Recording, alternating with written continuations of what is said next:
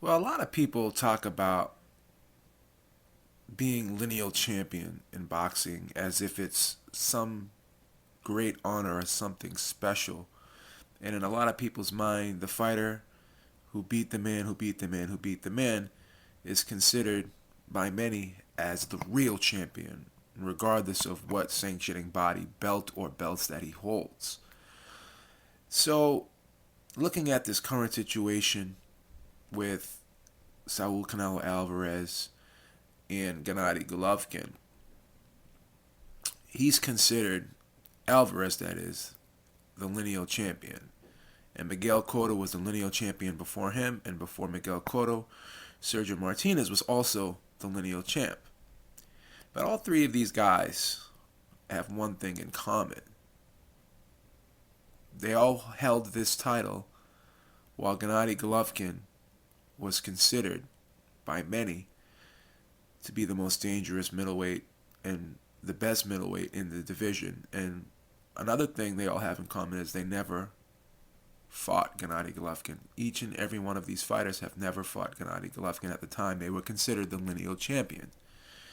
So, this brings me back to another situation when you had Shannon Briggs, who became the lineal champion after he controversially beat George Foreman in a fight that I thought George Foreman clearly won 116 to 112, but Shannon Briggs got the decision. And this was just right around the time after Evander Holyfield beat Mike Tyson. And in just about everybody's top 10 ranking, the Ring, BoxRec, whoever held a rating at that time that I actually came across, they all had Evander Holyfield as the best heavyweight in the world, while Shannon Briggs was considered to be the lineal champion. So my question to everyone out there is, how important is it to be the lineal champion now? Because we hear so much about belts really not mattering anymore. It's about the fighter making the belt, not the other way around. And some fighters can basically transcend that and they can be bigger than the belt. We've seen Floyd Mayweather be bigger than the belt. We've seen Manny Pacquiao be bigger than the belt, and so on and so forth. But very few fighters really can be bigger than the belt. So one question I have for you is, can Canelo Alvarez be bigger than the belt, number one? Because he seems to think that he is by this recent move.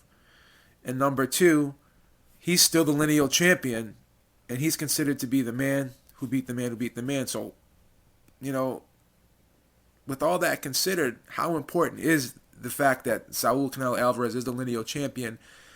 And really, how important is it to be the lineal champion if there's been situations before in the past and even now where champions are considered to be the lineal champ, but there are other fighters in the division who many people feel are better than the lineal champ, but just do not hold that recognition.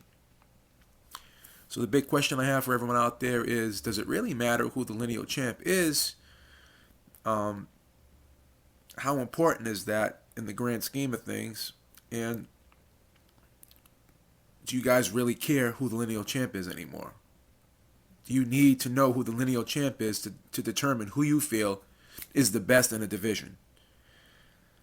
Quite honestly, I just like to look at the fighters and see how they match up against each other and see who has the best style to beat the majority of the fighters in that division, and that's who I determine who the best fighter in a division is.